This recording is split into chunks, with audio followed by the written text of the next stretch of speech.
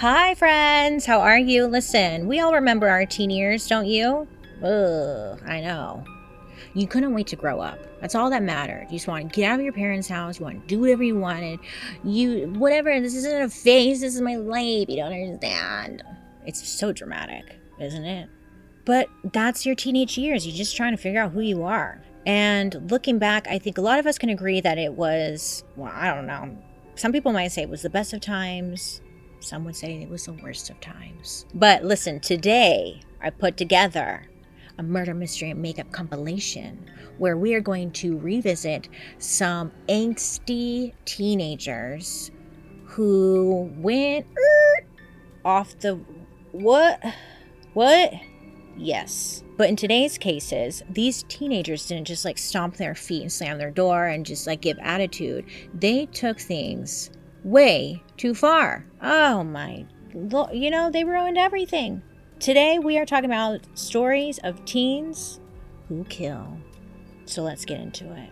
Warning, today's story contains graphic descriptions of crime scenes, adult dialogue, and strong language. Viewer discretion is advised. These stories will never, ever make sense to me. Ever. Interesting. Suspish. Uh-oh. Suspish. You make good choices. You make good choices. You make good choices. I will now get into the story, okay?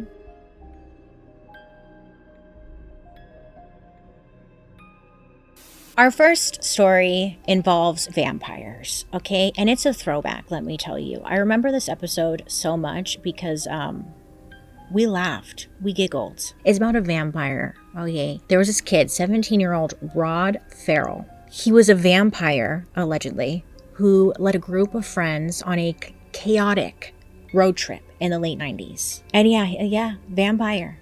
Okay. Don't believe me? Well, let's take a look.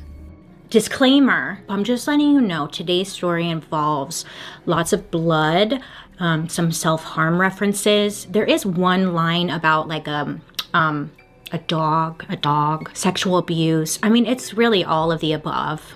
All of the above. So just a little disclaimer, maybe skip this one, So what do you think about when you hear the word vampire? Sharp fangs, maybe a black cape, turns into a bat. Maybe you think of sparkles. But the way we think about vampires as a culture has definitely changed a lot over the years. But in general, vampires are just very popular. They've been popular throughout the years. Great. But for some people out there in the world, there is a fascination with vampires that goes beyond just liking vampire books and movies. There are some people out there who even identify as vampires and practice occult rituals that mirror vampire behavior. You may have guessed it, Martha. Today's story is actually about vampires. Well, it's actually about one guy in particular who thought he was a vampire and then he went on a killing spree. Yeah. Okay, so we're going to start with this guy named Roderick Farrell. Now, Roderick, but we're going to call him Rod for short, he was born March 28th, 1980. And his mom, her name was Sandra, she was only 17 years old when him and his dad met and fell in love. He was a teenager too, I believe he was 17.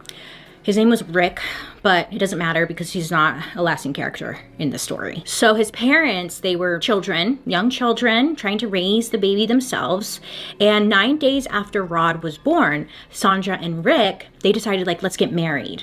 Because, this is an assumption because it's not really clear if they married for love or if they felt like they needed to because, family tradition. I don't know. Either way, they decided to get married. It's sad because it didn't work out and they got divorced just a few weeks later. Yeah, it lasted a couple of weeks. So after they filed for divorce, Rick would join the military and he would basically abandon Rod and his mom. So thanks, bye. So with Rick out of the picture, Sandra's now 17 years old and she's a single mom, at 17. She doesn't really have anywhere to go. She doesn't have any source of income. So she decides, you know what? I'm going to move back in with my parents and help them. Hopefully they can help me raise my child, Sandra and Rod, they move in with Sandra's parents or Rod's grandparents to a town called Murray, Kentucky. They have a population around 17,000 at this time. So it's not really that large, but it's kind of a large city for Kentucky. So Murray has 3 city parks covering 200 acres and is home to Murray State University and also the National Boy Scout Museum. It also has one of the oldest theaters in the state of Kentucky. Now, I wish I could tell you today's story was all rainbow and sunshines, but as we know here, this is not the Rainbow and Sunshine show. It's not. Unfortunately, it's just all bad news. So they move in with Sandra's parents. Now, Sandra, again, she's only 17. I think she may have turned 18 at this point because as soon as she got 18, she got a job working as an exotic dancer and also a sex worker. So she would be gone working a lot of the time, trying to make money, and she would leave Rod alone with his grandparents. But it turns out that it just really wasn't the safest environment for Rod. You see, when Rod was 5 years old, there were reports that his grandfather, Harold, and his friends raped him while they were on a fishing trip. But it turns out that Rod wasn't his grandpa's first victim either. This man, this grandpa, had a history of sexually abusing people. He sexually abused Sandra, his mom, and also he had another daughter who he sexually abused as well. And I'm sure he probably had more, but who fucking knows? So Sandra actually finds out what happened to her son. You know, good for her, because she decided, you know what, I'm not just gonna sit back and say nothing. She decides to confront her father. Good for her, you know, because that's, yeah, you get it. Good for her. So she goes to her father, and it's not clear, like, exactly what was said, but she does confront him. Now, Rod, he would later say that, like, the whole confrontation in itself was actually just as traumatizing as the actual abuse had been. Again, it wasn't really said in great detail, like what happened, what was said, and what came from it, really. So despite that super toxic environment that came from living with Sandra's parents, Rod and Sandra would end up bouncing between living with them, living in different public housing situations, just moving around to different states. You know, nothing was really stable, and she just picked up and left pretty often. And then at one point, Sandra, she gets remarried and moves to Michigan with her new husband. And her new husband doesn't want Rod. He doesn't want Rod. So he's telling Sandra, like, let's just leave him behind with your grandparents. Now, I guess before leaving, this new husband tells Rod, we're never coming back. That's what he tells him. He tells the little boy this, right? So this little boy is like, oh, great, you're never coming back, and you're leaving me, because they're going to leave him with his grandparents, the ones that are abusing him. So I'm sure, I don't know, just, it's not great. It's not great. Sandra eventually finds out that her new husband had said this to Rod, and she gets super pissed off, and she decides to divorce him, and then she moves her ass back to live with her grandparents again. There's a lot going on. Little recap, Rod's been sexually abused, abandoned by his father, uprooted a bunch of different times for brief moments, abandoned by his own mother, and his mom has her own baggage. She's also been sexually abused, became a single mom at a really young age. So with that being said, Sandra gets to a point where she needs an escape. She needs something that could just make her feel better, something that could take away all of the pain and just keep her occupied, right? And at some point in the 80s, she found her escape in the form of a tabletop role-playing game called Vampire the Masquerade. I know that's probably not where you thought this was going, huh? I know, me neither. I was like, oh, okay. I'm going to put my money on drugs or alcohol, but good for her. Good for her. Board games. So if you haven't heard of this game, because I sure didn't, it's basically like Dungeons and Dragons, but with vampires instead of dragons or dungeons. So Dungeons and Dragons first came out in 1974, and at this point in our story, we're in like the early 90s. So tabletop role-playing games was like still new, not super popular. It was just kind of like not a mainstream thing. Vampire the Masquerade was created in 1991, and it was inspired by vampire films like The Lost Boys and other games like Dungeons and Dragons. The creator of this game felt like hunting vampires was kind of boring and cliche, so he wanted to create a game where you were the vampire, and it quickly became a big hit. I'm the vampire? Okay. So there would later be video games, novels, and even a TV show in 1996 made by Aaron Spelling, who, if you don't know, made a lot of popular shows like Seventh Heaven, Charmed, Melrose Place, 90210. Yeah, horror games were hard to sell, but this game, Vampire, it wasn't just a horror game. In this game, the characters had a list of supernatural powers called disciplines.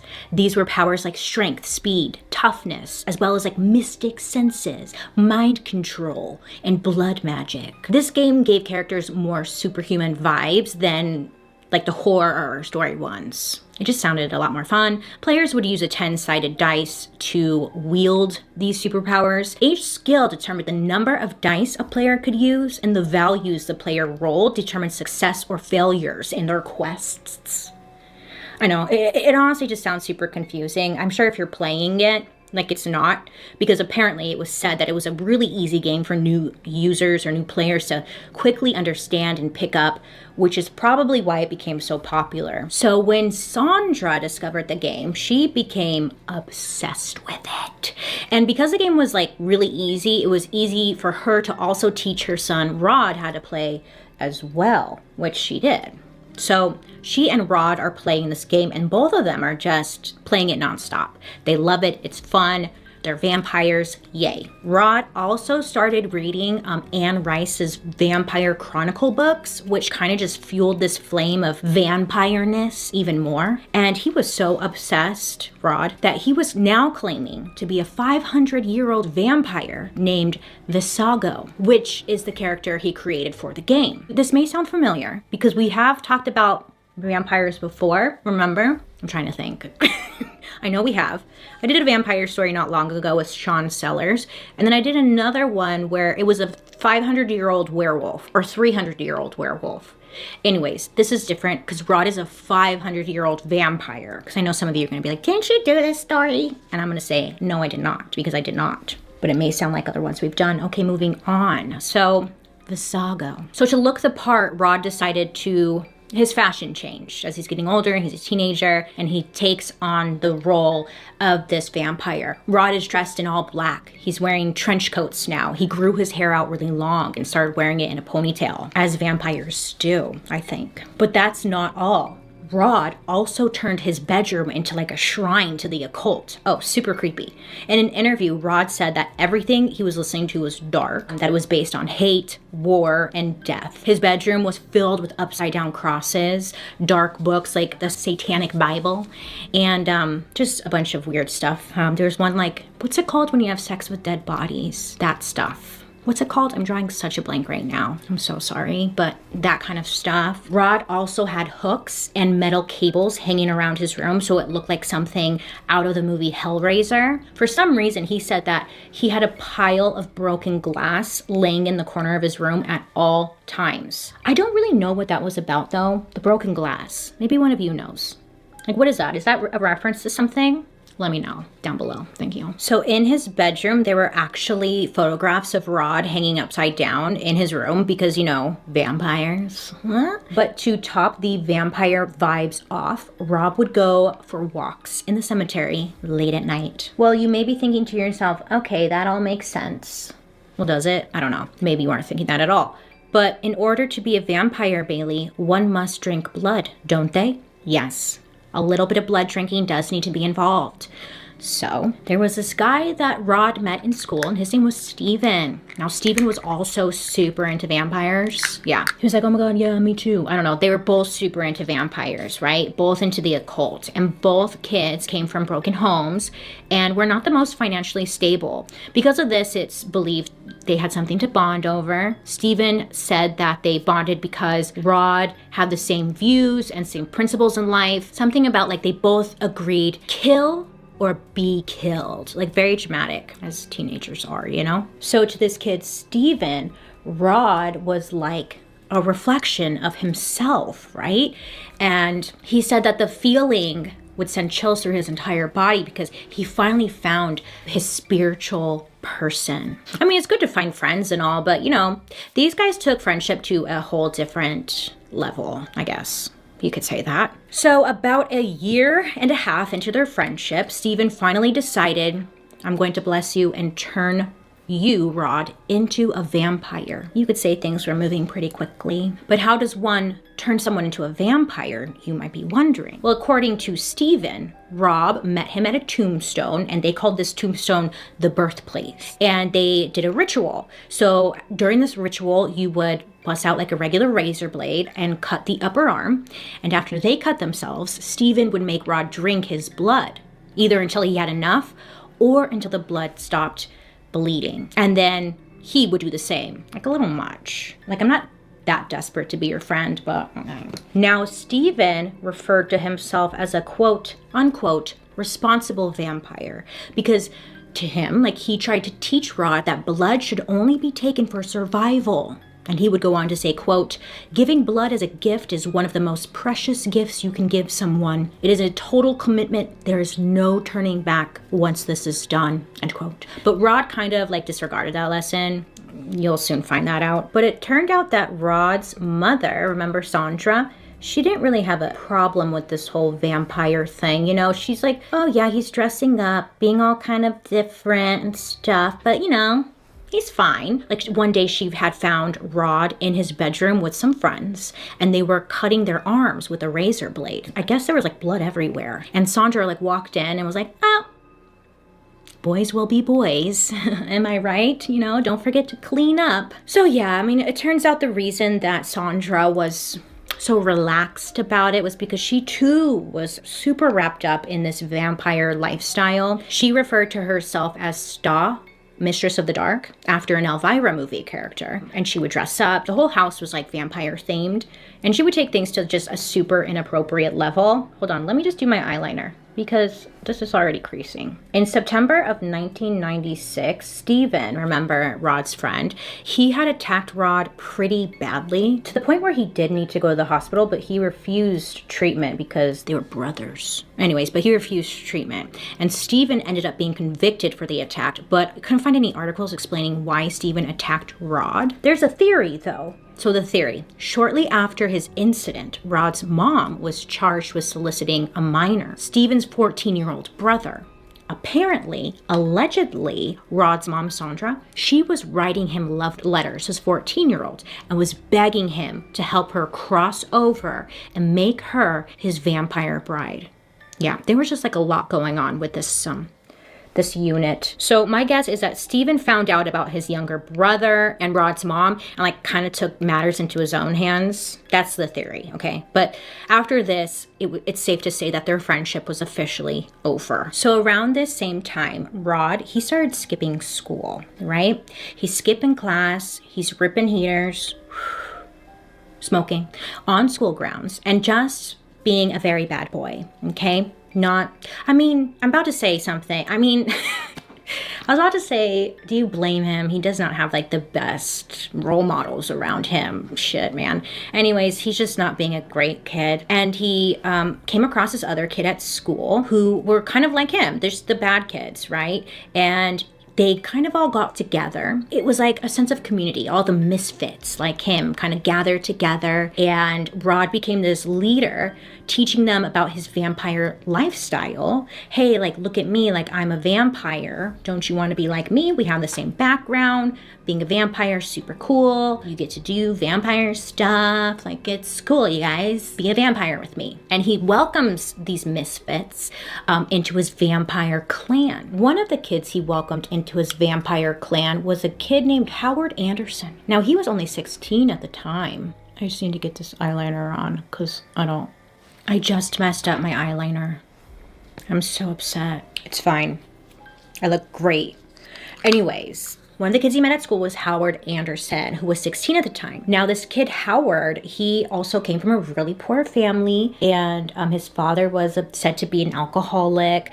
His dad had abused his mom, and he would like witness it and stuff. It was just not a good home. So this kid is telling Rod all of this, and he's like, we need to be best friends because I can relate to this. I know what it's like coming from this kind of household, you know, just finding a common interest. Howard would later say that like he really looked up to Rod because he was like this cool kid and the one that everybody, all the misfit kids looked up to as this leader. And he considered himself Rod's right-hand man. And all the other kids just loved Rod because again, they all came from like a dysfunctional family and they all just had something to bond over. And Howard said that like in all of their minds, it was them against the world. Like they were just loyal to each other. So there were other members of Rod's group and their names were Charity and Dana. And Charity was Rod's girlfriend at the time. Friends and family described her as a really shy girl who just kind of kept to herself. She didn't really like say much. And Dana, she was the oldest of the group. Her family straight up said she was strange, okay, and that she craved attention, but she had more of a follower personality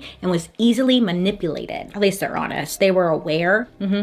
She was weird. There were some sources that claimed Dana was actually the leader of the clan, but honestly, Rob gets more of the credit for being the leader because of the events that go down, but I'm getting ahead myself. So someone's a goddamn leader here. So this group referred to themselves as the Vampire Clan, and they hung out at different spots. They hung out at a place called the Vampire Hotel, which was basically just like a rundown building in the middle of the woods near Kentucky Lake. It was here that the clan threw a bunch of parties. They did drugs, and they would participate in various types of rituals. Oh yes, rituals. And it was rumored that by the time Rod was 14, he was already smoking the devil's lettuce, weed, and he was also using LSD. And it wasn't long before he graduated to harsher drugs like cocaine and heroin. With these harsher drugs, it was said that there were some not so nice side effects that would happen with Rod. And Rod would often fly into uncontrollable fits of rage. He was once possessed by a demon. And he also was experiencing insane mood swings, just going from being deep and thoughtful one minute to being enraged and breaking furniture the next. During one of his fits in October of 1996, Rod allegedly took things to just a whole new level. Okay, Rod and other members of his clan, they allegedly broke into a local animal shelter and they killed some animals. I'm really sorry. But that's what they did, like shitheads. Rod was later charged and arrested for burglary, trespassing, did you? Trespassing, I'm so sorry, and cruelty to animals. So he was charged for it, thank God. He should have been burned at the stake. No one messes with animals. They're so innocent. You just don't do that. I don't know why Rod was just charged. They all should have been charged. Whatever. Honestly, he should have gone in jail because maybe it would have prevented what was coming next. Because of course, now he's going to up his game. Well, of course. I don't know if of course is the right word, but anywho. So by the time Rod was in 9th grade, he actually was expelled from high school. But remember, he was moving around a bunch. So Rod at one point was living in Eustis, Florida in 1995. He met a 15-year-old girl when he was living there. Her name was Heather, and people said that Heather was super nice. She was normal until she met Rod, and then she became super quiet, started wearing all black. She dyed her hair purple. Gasp. So her family's like, we don't recognize her anymore. She is becoming the devil. Ugh. But Rod was having an influence on her, and he took her on into his little vampire clan lifestyle. But it's not totally clear if Rod was expelled from the school in Florida and then moved back to Murray, Kentucky, or if he moved first and then was expelled. It's kind of irrelevant, but that I'm just being honest. I don't know what came first. So he met that girl at Florida, Heather. Great. But now he's back in Kentucky with his grandparents and stuff. So he's remaining friends with the girl, Heather, in Florida, and they're talking on the phone all the time. Now, Rod would get in trouble because he would run up like a $850 phone bill for talking with her nonstop. Back then, long distance phone calls were very expensive, okay? So he was talking with her all the time. He racked up a pretty big bill, to say the least, okay? And it was strange because Rod had a girlfriend at this time. Yeah, he had a girlfriend at this time, Charity, I think I said her name was, and he was talking with Heather nonstop, but it is what it is. So in the spring of 1996, Rod and Heather are on one of their super long phone calls. And I guess at some point, Heather tells Rod, like, my parents are abusing me. Like, I wish you can come and rescue me. Now, we don't really know if this is true or not. I'd like to think that she's not lying, but this is what she tells Rod. And I guess this was like music to Rod's ears. Okay, it seemed to awaken something deep inside of him. Maybe it was because Rod was triggered by the thought of Heather being abused, which reminded him of his own abuse, or maybe it was something else. But for whatever reason, Rod was now on a mission to save his damsel in distress, Heather. Okay. At this point, he was already planning a trip to New Orleans because apparently there was this video arcade out there that he really wanted to go to. So he was like going to take his vampire clan out there and they were going to go to this video arcade game. Great. So he tells his clan, hey, we're going to make a pit stop in Florida to rescue Heather first. If you look at a map, maybe you're like me and you're like, I don't think you can make a pit stop in Florida when you're going to New Orleans from Kentucky.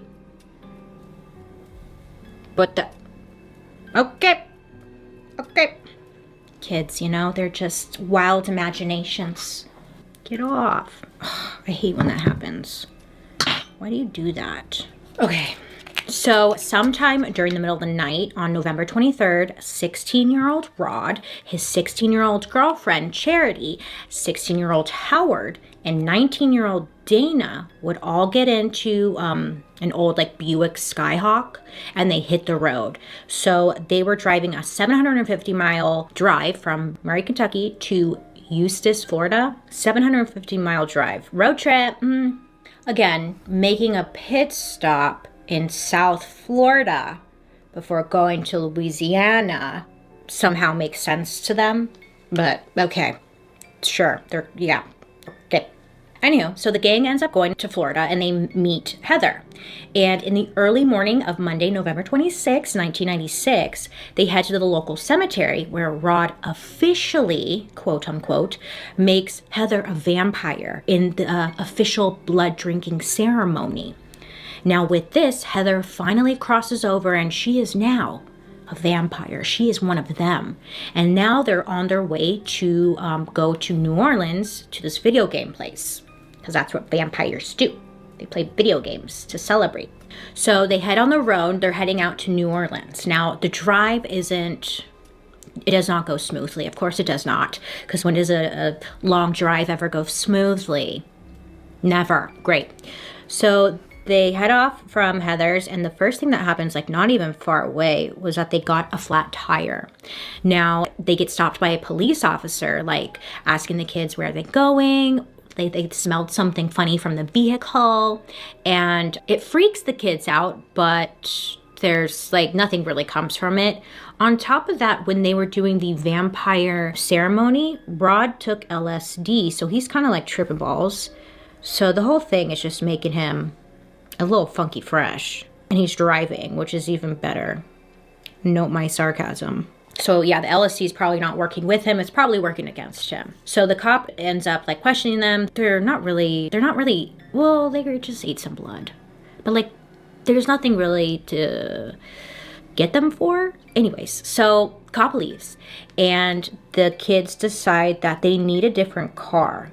I don't know. They were like, we need a different car. Because I guess, according to Rod, being stopped by the police means like they're on the police's radar. So they need to get into a different vehicle ASAP because the police are onto them.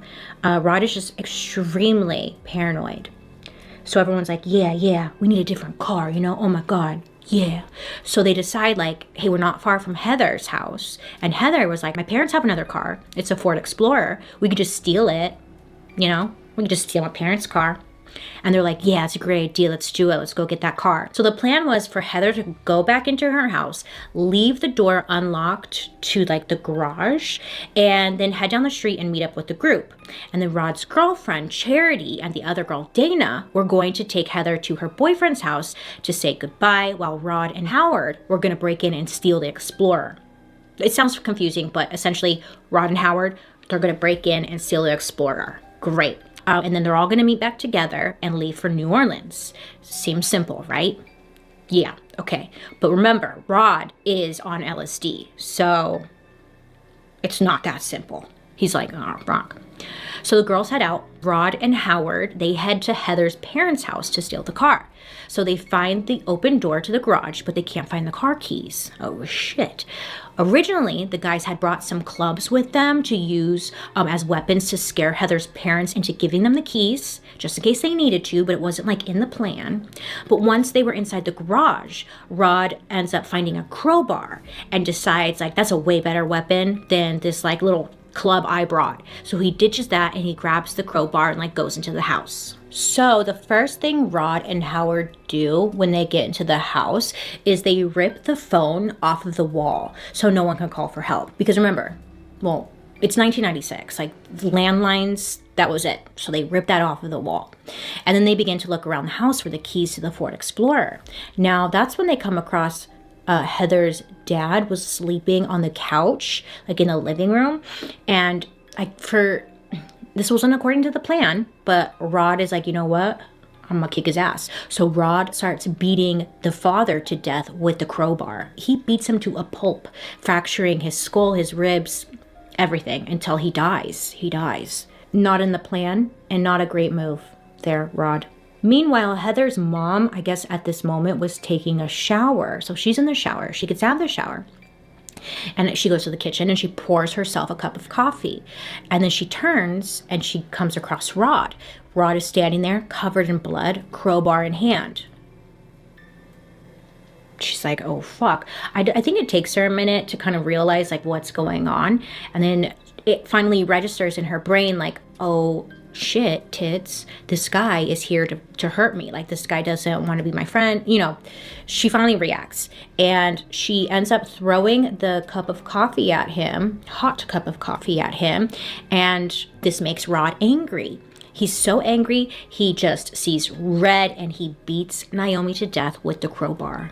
Yes. So both parents are now dead. And let me tell you, that wasn't even the plan. The plan was just to steal the cars. Murders them. Dead. Goodbye.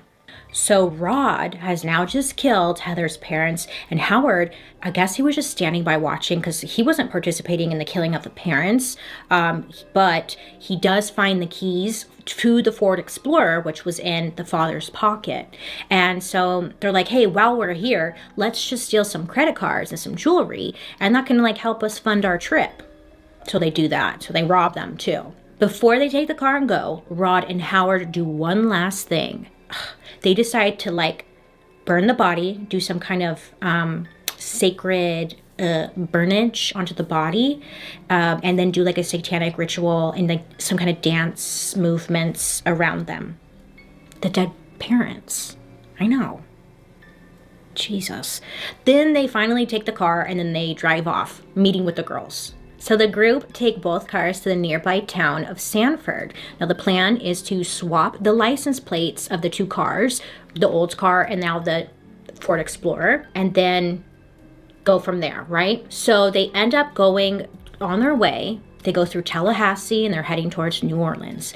Meanwhile, back at Heather's house that same day, Heather's 17-year-old sister, she comes home, which sad, didn't even know she had a sister. Like, that's fucked up because now this poor sister's ruined for freaking life because she comes home and she finds her parents dead. And not even just dead, they were like brutally murdered. In addition to the skull and rib being fractured, the autopsy report showed that Richard, the father, he had burn marks in the shape of a V on his chest, which was later said to be Rob's symbol. It's just what he left behind, on like a burn mark he would leave on somebody for vampire cults. It was his mark. You get it. Stupid kids and their stupid hobbies. I need a pencil sharpener. So when police come out to the scene of the crime, they found a letter from Heather that was left behind saying that she was running away and that she loved them both. So cops believe that Heather like must have something to do with the murder, but at this point, she's nowhere to be found. So the gang is on the road, and after 4 days, they stop in Baton Rouge. Louisiana. The day that they stop is Thanksgiving Day, and the group is running low on cash. So Charity decides it's a good idea to call her grandmother, who lives in South Dakota, and asks her for money. However, Grandma suspects that something is not right. She thinks something's up, but she tells Charity, sure, honey, I'll wire you some money. Go stay at the Howard Johnson Hotel and I'll have the wire transfer sent there. And Charity's like, great, thanks, Grandma. We'll go there now. So when Grandma hangs up, she calls police. Yep. She calls police and she's like, hey, this is where the group is heading. I just feel like something's not right. And yeah.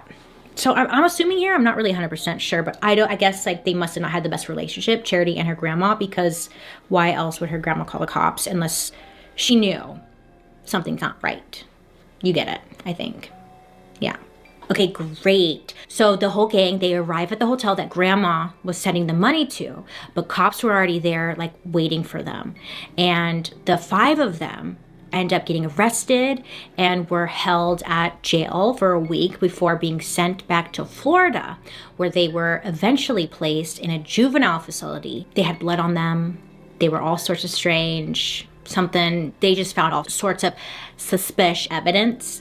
And interestingly enough, no one denied anything.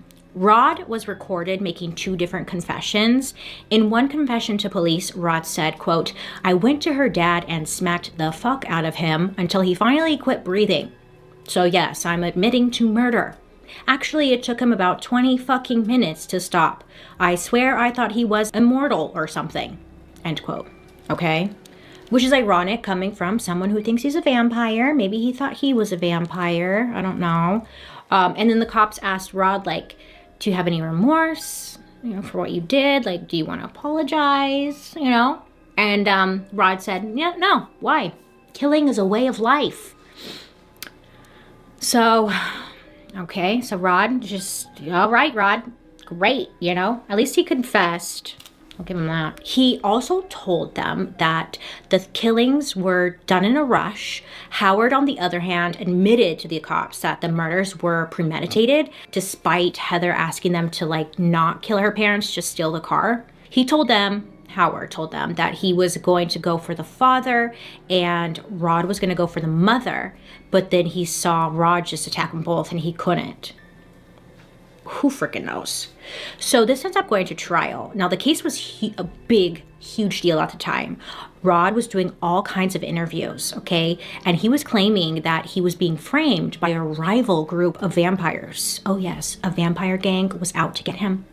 He also made multiple statements that he had multiple different personalities and he was trying to ditch being a vampire. I don't know.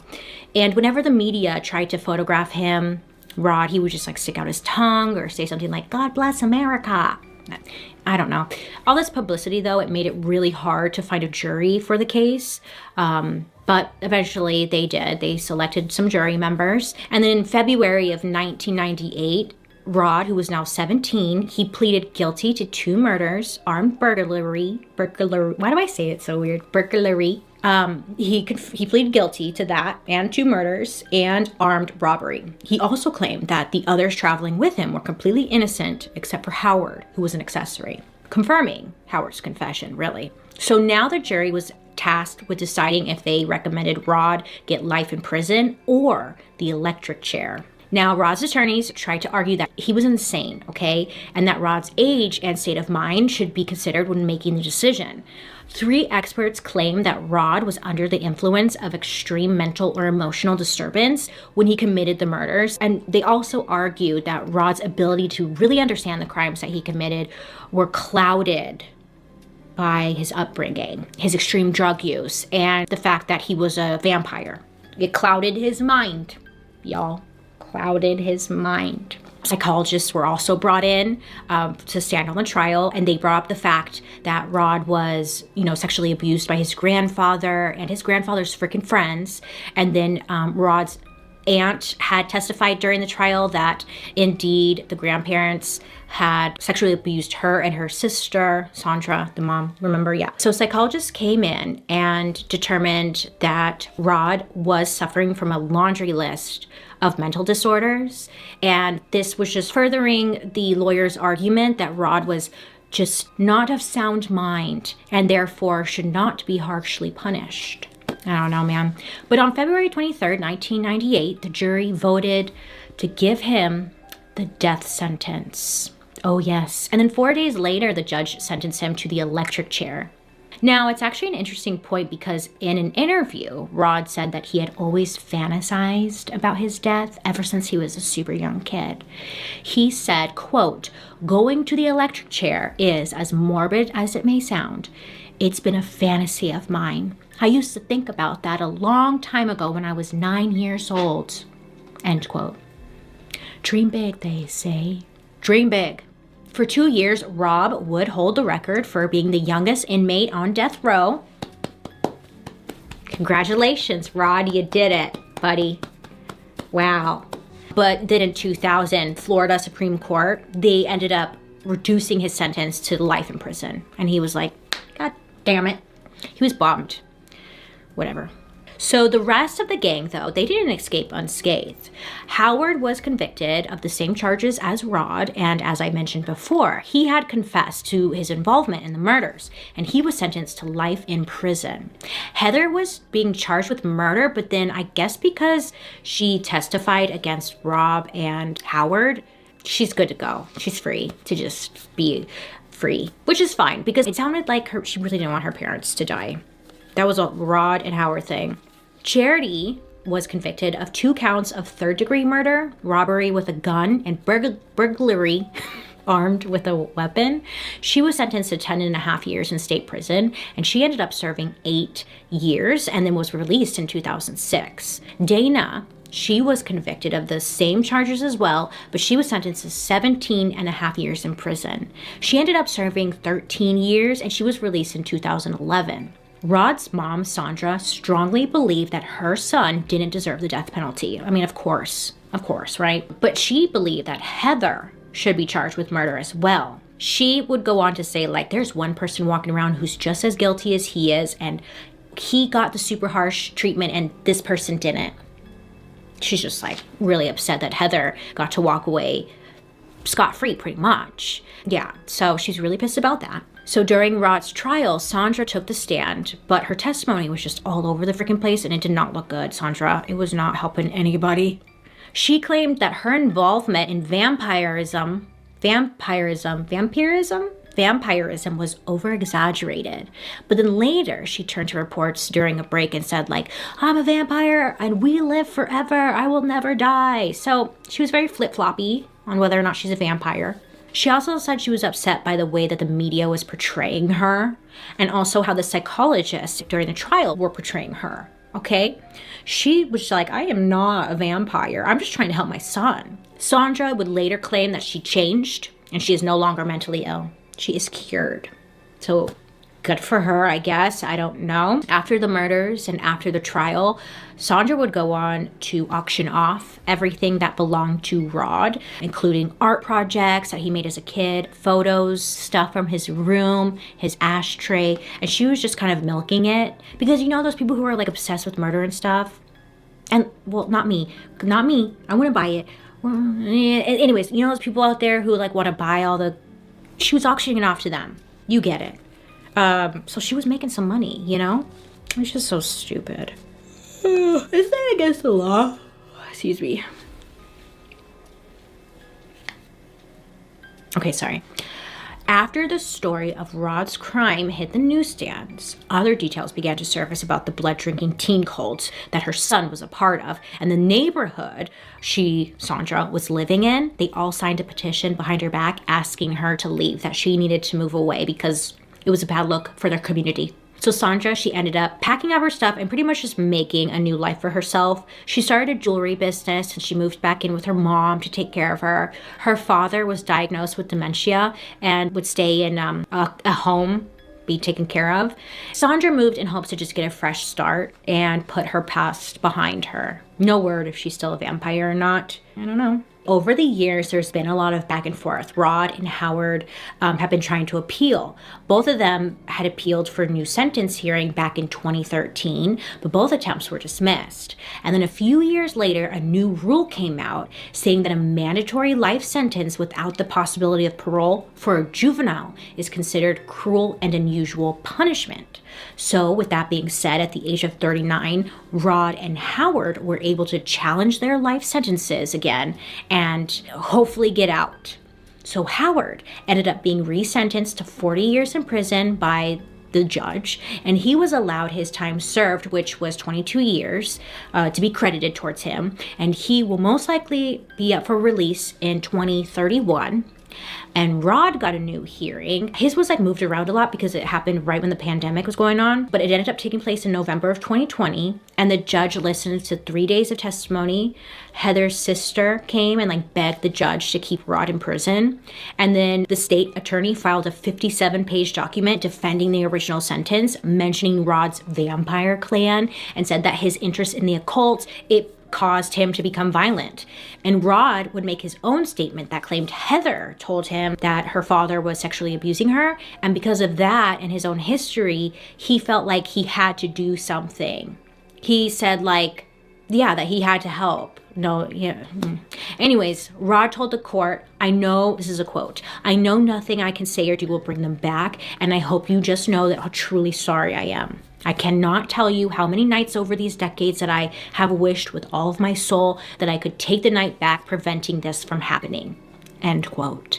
Now the judge, the sentencing judge, would ultimately upheld the life without parole sentence, and Rod over here will most likely never get out of prison. Which is a kind of, I don't know, I guess that's a good thing. Kind of like last week where it's like another child, but this child made life choices, adult decisions, you know, and was a vampire and like drank blood and was kind of like, meh, weird. I don't know. I mean, he like brutally killed them. So I think Rod, sorry, but yeah, I don't know.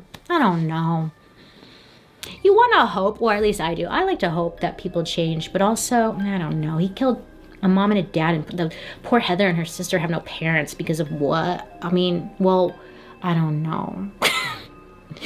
I don't know, but he's going to be in prison for all of his life. Sorry, goodbye. Like I mentioned in the beginning of this video, people seem to love vampires, and there's always someone out there who takes the vampirism to the next level and gets very excited about it, gets very jazzed, and just becomes a vampire. And nothing good seems to come from that, does it? In 2003, legendary Shack Shakers wrote a song called Blood on the Bluegrass, which is about Rod and the whole gang. And then 2002, there was a movie called Vampire Clan, and it's also based off of this story. So that's good. Cool. Lots of movies, lots of books, you know. I don't know. People love vampires. People love vampires. They are interesting, because someone who claims to be a vampire, you're like, really? Okay, tell me more. Like, what's that about? Are you? Okay. Anyways, I would love to hear your guys' thoughts down below. Do you think he should remain in prison for the rest of his life? Well, if he's a vampire, that's a very long life, because he's going to live forever. Oh, that sucks. Bummer, bro. In my mind, this look went better than executed. But let me know. I'm supposed to be just like a goth girl. But I feel... my costume is a goth girl. Is it cute? I don't know. In my mind, it looked cuter than this. Anyways, I would love to hear who you want me to talk about next week. But other than that, I love and appreciate you so much. I hope you have a wonderful rest of your day. You make good choices. Please be safe out there. And I'll be seeing you guys later. Bye. Wow. Yeah, no, but seriously, that case is messed up to its core. It's just full of deep childhood traumas. And I'm still not over the irony of being a vampire and getting a life sentence. Because he was already 500 years old. So, like, his life sentence was going to be quite long. Oh. Let me tell you, this next episode, this next case, this next little loser, irritating. This is why I don't want kids. Because what if you get one of these? Listen, this little spoiled brat, okay, sorry, but things seemed to be going great. He had every opportunity at his fingertips. It still wasn't enough. Never is, huh? These are so frustrating. This is the story of Alan Ruby.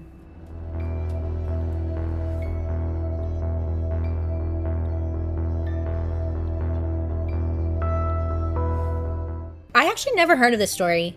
Happened not that long ago. And I don't know. I'm always surprised. Every time I do a murder mystery, I'm like, really? It gets worse. It always does. So today's story is about like a shopaholic, spoiled teenager, pretty much, who was never told no.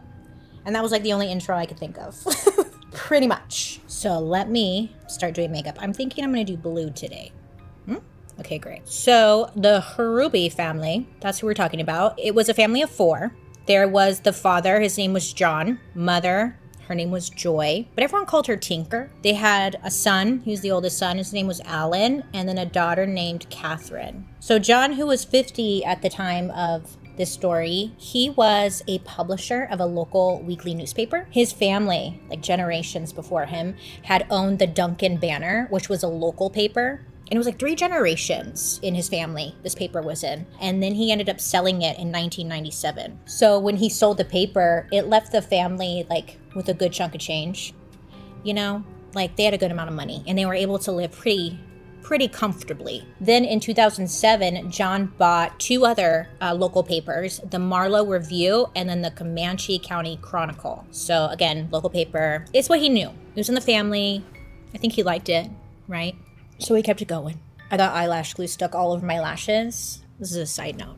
If you know a good makeup remover that gets like, I can't get the eyelash glue off. I have tried all of my makeup removers. It's so frustrating. So let me know down below. Thanks. Okay, back to this family. So still talking about John. So John owned these papers, doing very well. He was also the vice president of the foundation of the Oklahoma Press Association. He was also like an active Boy Scout leader and did lots of different charitable activities. Everyone who knew him considered him like very trustworthy, loyal, friendly, cheerful, just a good guy. Okay, here I go. I'm kind of nervous about this blue. So Joy, his wife, she was 48 at the time. She was a formal school teacher who wrote for the local paper, the Marlow Review, the one that John owned. And on top of that, she was actually a licensed private investigator. I'm not sure if she was like working as a PI. I couldn't figure it, but it doesn't matter. Like she was licensed. She could. So again, everyone called her Tinker. And they had nothing but like good things to say about her as well. That she was a devoted friend. She was committed to doing good for like the community and also her family. Yeah, they just sound like, you know, simple, quiet, nice people. So then they had their 2 kids. They had Alan and then Catherine. So Catherine was the younger daughter of the 2. She was 17 at the time when the story takes place. And she, at this time, was a junior at Duncan High School. And she was like on the volleyball team. And it was such, she was like really good, really smart. She was a great friend, loyal, funny. She always had a smile on her face. Her family like wanted their kids to like go to college and be successful in life. And so she was on that path to go to college and, you know, go on to do whatever she was going to do. And then she had her older brother, Alan. And Alan and Catherine are kind of close in age. He was 18, 19 when this story takes place. She was 17, so close. And I guess growing up, the 2 of them were pretty close, like the siblings, you know. And then as they got older, they drifted apart. It's believed because of Alan's crappy behavior, which we're going to talk about in a second. You know, just trying to paint the picture here, okay? So the family, the 4 of them, they lived in Duncan, Oklahoma. I guess it's like is a pretty small area. It has like 20,000 to 25,000 people living there. But the family lived in like a very nice neighborhood. They lived on Bent Tree Street, which housed people with like money. You know what I'm saying? Like it's a neighborhood that you would go trick-or-treating at. That neighborhood. So it was said that, you know, everyone, not everyone, but like a lot of people in this neighborhood, they were familiar with the Harubi family.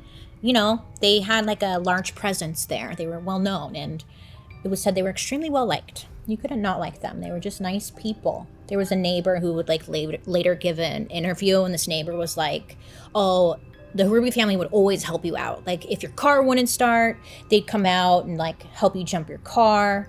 If your dog ran off, they'd try and help you catch your dog, just like doing neighborly things. So they were a close family, well off, and everyone, for the most part, was like familiar with them. Now their son, Alan, he was not ideal. Okay. He was born December 13th, 1995. Thinking about that because he's a Sag, but he's a December Sag and they're different. I can say that because I'm a Sag too. So not much is said. Well, I don't know how he was raised or anything, but it was like once he hit his teenage years, that's when he became like a little shit. He was a troublemaker to say the least. Well, I don't know actually, because I don't know what he was like when he was a kid, but it was like, he hit those teenage years and like that, he's just like things went south. But it could have been going south for a long time. I don't know. Anyways, what we do know is that at the age of 13, Alan, like he got caught stealing his grandmother's car. Yeah. I'm not sure what the outcome of this was, but he did that. Then when he was 15, he was driving and he got pulled over for speeding. And he told the officer like, oh, I don't have my wallet or anything, Alan, he gave the police officer a fake name and a fake birthday. Like he made it up, right? I mean, luckily the officer, beep bop boobs, looks up the plate and all that stuff. And he was able to like find the correct information. And that backfired on Alan, stupid kid. But he ended up getting charged with like speeding, obstructing an officer, and for having no license / insurance. I was surprised he didn't get arrested. Like isn't that like a major crime? But I don't know. Again, not sure what happened afterwards. I'm sure he got a stern talking to, but unclear. The only positive thing I read about Alan was that in high school, he won the Best Actor award at like the Duncan Theater Summer Teen Workshop. So that was the one positive thing I read. He won that, so good for him. His peers, they felt about him based off of what I was reading. A lot of the people who knew him or whatever, they felt like he was a bit of a fibber, like everything out of his mouth was like, yeah, sure, okay, like Alan was ranked, well, he told people that he was the 5th ranked high school tennis player in the state, but it turns out like that wasn't true. His tennis coach would later say that like Alan actually wasn't even very good, like at all. But he told people otherwise, Alan would also tell his friends that he was going to become a male model. And he was actually about to appear in W magazine that very December. He's like, yeah, everybody wants me. I'm like a hot shit male model. But again, that wasn't true. And like, I'm not trying to be mean or anything, but like, if you look at a picture of him, male model, whoopsie. Oops. But that's what he went with. Some of his peers would say that he came off like a bit stuck up, that he was just a big talker. And again, nobody really believed what he said. He's just always, everyone was beneath him. Okay. So there was some trouble, family trouble, that happened in 2012 when the police were called to the Harubi household because Alan, I guess he attacked his mom. Like he's still a teenager. So I guess there was some kind of argument. Sources said like over money. I'm assuming here that he probably stole money, but whatever. What we do know is that there was an argument and Alan ended up attacking his mom. Like he got so mad that he attacked his mom Joy and then he was choking her. So the police were called. I think the parents were trying to like spook him or something, but they didn't press charges. I get it though. Like it's your kid. I'm sure that's the last thing you want to do is like press charges, but they should have, So charges weren't pressed and like the story would honestly get buried because they owned all the newspapers and stuff. Yeah, so they kind of like swept that under the rug. But it just like showed that Alan had a temper and he wasn't afraid to attack. So after this, we're not sure like what the parents did. Like they probably punished him, you would hope. I'm sure they did, but there's no like reports as to what they did. But what we do know is that the parents, John and Joy, when Alan graduated high school, which was like not long after this attack, they bought him a brand new Jeep as a graduation present. Yeah. I don't know. If my kid tried to choke me, I would not be buying them a Jeep. Okay? I'll choke them right back. But then again, I'm not a parent. I don't have kids, and I'm not in their shoes. So. But they bought him a Jeep, so I'm sure that really taught him a lesson. But the car, it wasn't enough for Alan. He wanted more. So in 2013, Alan, he signed up for an American Express credit card, but he did so by using his grandmother's information, like her name and, her social and all that, and he signed up for a credit card. Got approved. He's like, hell yeah. It was said that he would, go visit his grandma all the time. I guess she lived close by, but, yeah. So, Alan, he liked to spend money, okay? He liked to spend money, and he liked to show off his extravagant lifestyle on social media. Oh yes, he loved social media. He was all over it. He used his grandma's, but the American Express card. He used that card to book a 6-week trip to Rome, Naples, and Paris. 6 weeks. Okay. So during his trip, of course he was, sharing pictures along the way, or at least posting pictures along the way. I mean, he's like, look, he got expensive watches, wallets, cars. He didn't get the cars, but when people post pictures next to the car as if it's theirs. He's doing a lot of that. He was sharing a lot of these large purchases he was making on this trip. There was one picture that Alan took. It was of this $4,000 watch, and in the background you can see the twinkling lights from the Eiffel Tower. I can't. I hate those types of people on social media who just try and flex about how much money they have. It's so fucking loserish. It's so lame. Doesn't matter. Okay, look. So he posts that. He's like, oh, look at me. Oh, I'm living the life that you wish you had. And then a few days later, when he was staying in Paris, he was staying at this really nice, famous landmark hotel. It was in the chic Left Bank district. I probably couldn't pronounce it. So it's just a well-known hotel, okay? He, he takes a photo and he posts it on social media and he puts a caption you're at a nice hotel when it's the same one the Real Housewives of Beverly Hills stayed there. First of all, it doesn't make sense, but okay, all right. So many would say that Alan was a shopaholic, but even Alan himself said that he was. His Twitter, which is still up, so naturally, I spent forever going through all of his tweets. Research. Okay. Anyway, so he tweeted a lot. There was numerous tweets from himself where he's calling himself a shopaholic. There's also a ton of tweets that did not age well. Woo! But yeah, he loved to shop, and also on his Twitter, he would always post about fast food and wanting fast food. He's just a dumb teenager. So there was even a blog post from Alan, which is now deleted, but this original blog post said, there is no bigger rush than getting to the register at a store and swiping your credit card. And in that moment, you're waiting for the screen to say approved. You start to get heart palpitations and you get a rush of adrenaline. By the time she's handing your stuff to you, you are so high on adrenaline, the $15,000 total does not even faze you until you've gotten home and seen the receipts. All right, okay. So I'm not sure what he told his parents before going on this 6-week trip. Right? He must have had some kind of good explanation at first, but doesn't matter because the fun won't last. It won't last long. So Alan's father, John, discovered the credit card fraud, and he ended up reporting it to police, who said that he was furious and he wanted his son Alan to be prosecuted. One of John's friends at the time said that John was just beside himself, that he could tell it was really wearing on him, and he was enraged.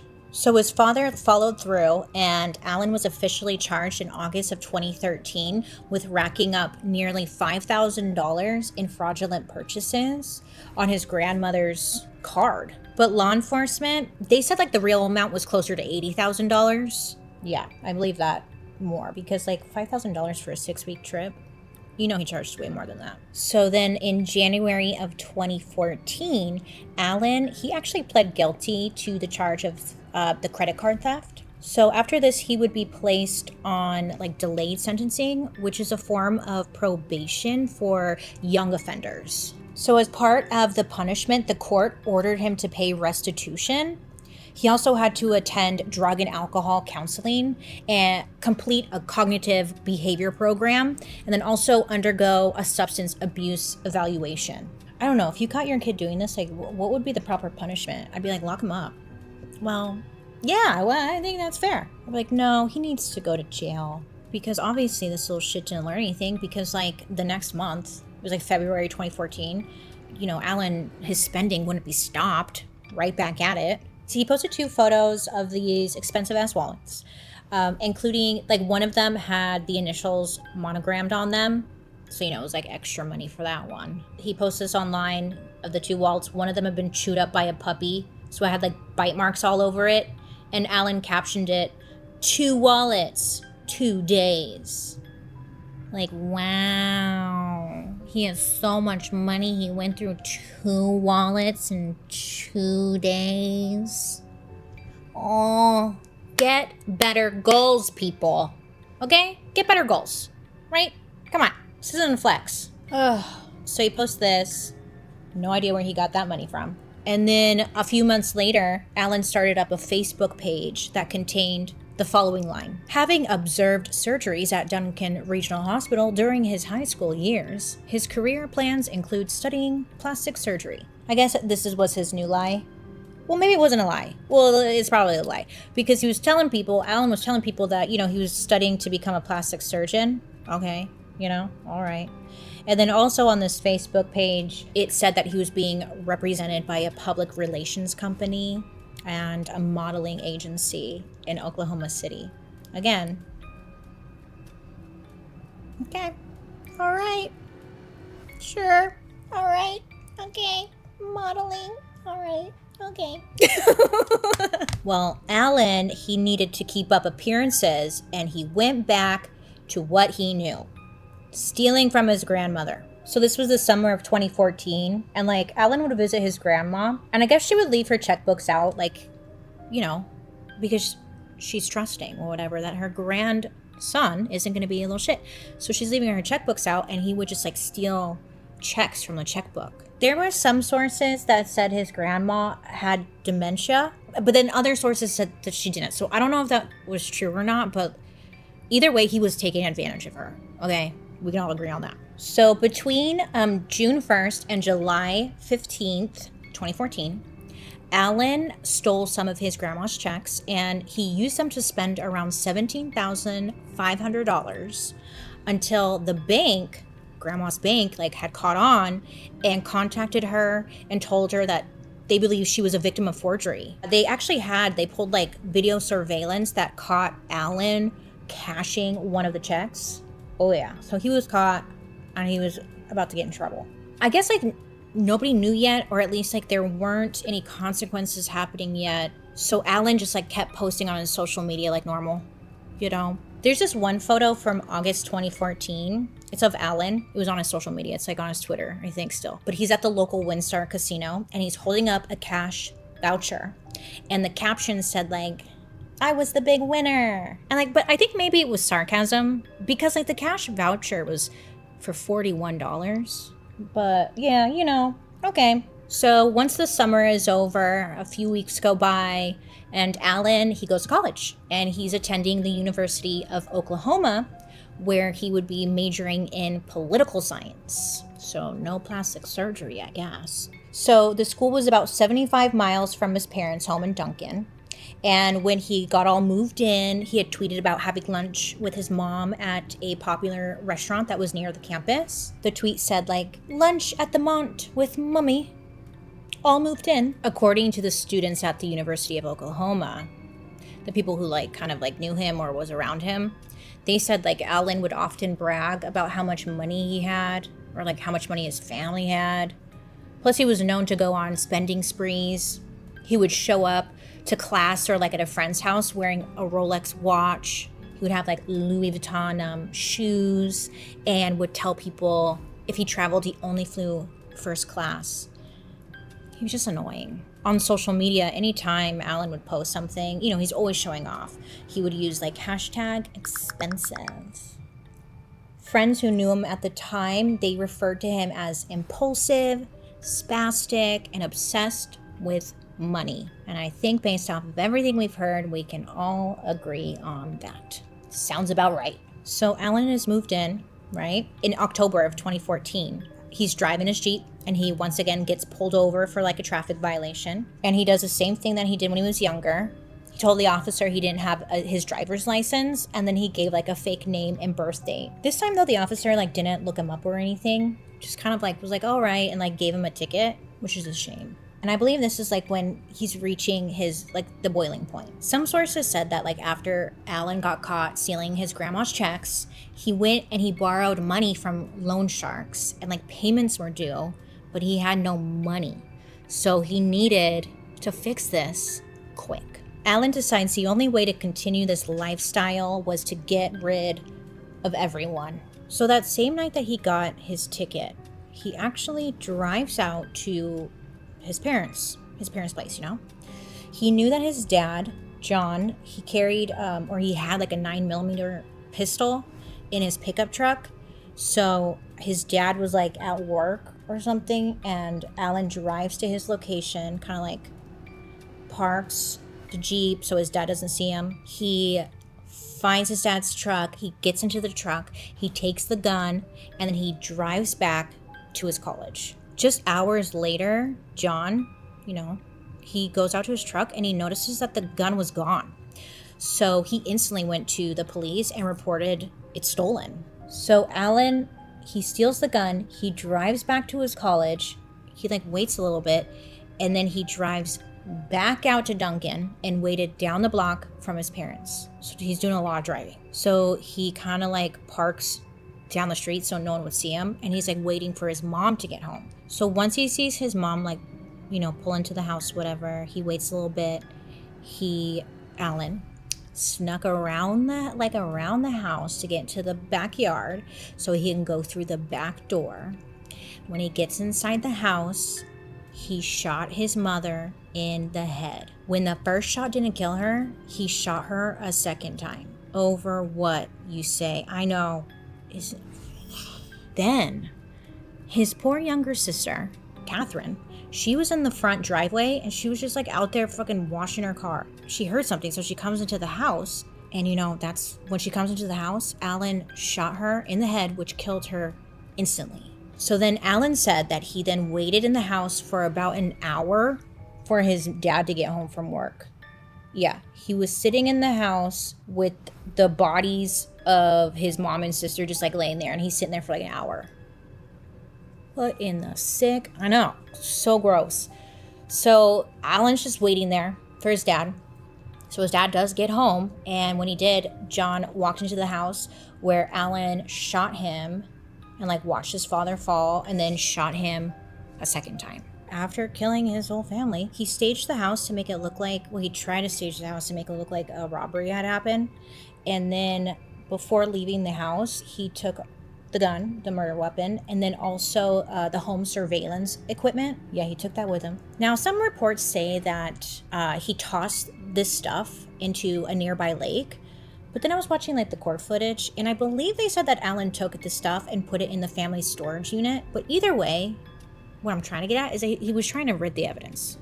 He tried. So then after doing all this, he drove back to college campus. He returned to his dorm. During the murders, Alan had left his phone in his dorm room so he wouldn't be tracked.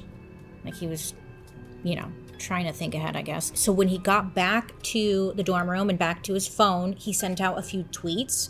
Some had photos of like the view from his dorm room. Like, wow, what a nice night. Look, you know, to make it look like that he was in his dorm room having like a normal evening, just being a normal college kid, nothing to see here. Now, it may sound like it was late in the evening, but it was not. It was still early. I mean, I thought it was like, I was like, oh, it must be like late at night because he was doing so much driving, but he wasn't.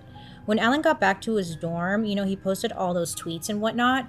Then he drove out to Dallas with some friends where the Oklahoma University was playing its annual football game against the University of Texas.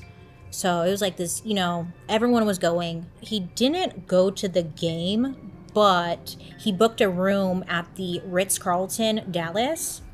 So he could like hang out with his friends and like party in the room, and they could have it all weekend. I guess it's like a big party scene. But he like literally just killed his family, and he went out and he was like, right, he's like partying. Alan even posted an Instagram photo of him and like some of his friends in the hotel room. He posted it like that Sunday as if nothing happened, you know, no big deal. He also tweeted, college wouldn't be half as great without these two peaches. Hashtag best friends, hashtag roommates, hashtag college. One of his friends said that like nothing that he said or did raised any suspicion. Like every time he saw him on the weekend, he was happy, he was laughing, he was having a good time. And that like the two of them were up in the early morning of like Monday morning, just like joking and studying together.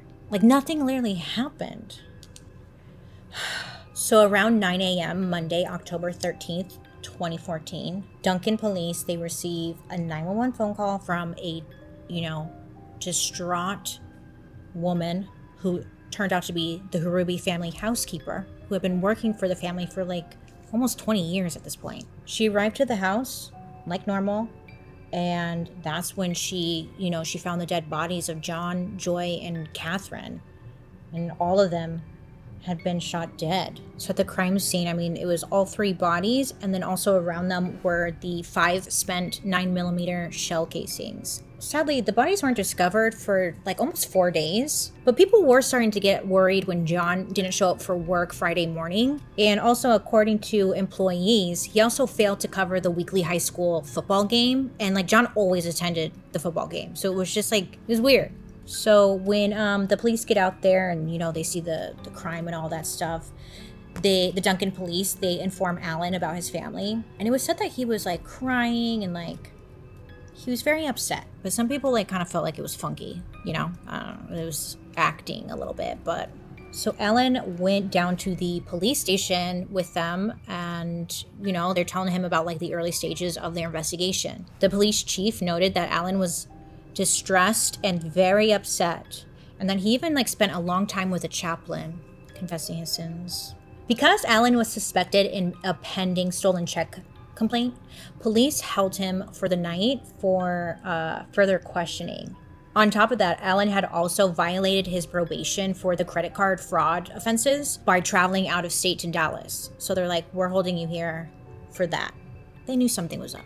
Okay, they just didn't know what, but they knew something was up. So police are questioning Alan, asking him like where he was, like when was the last time he saw his family?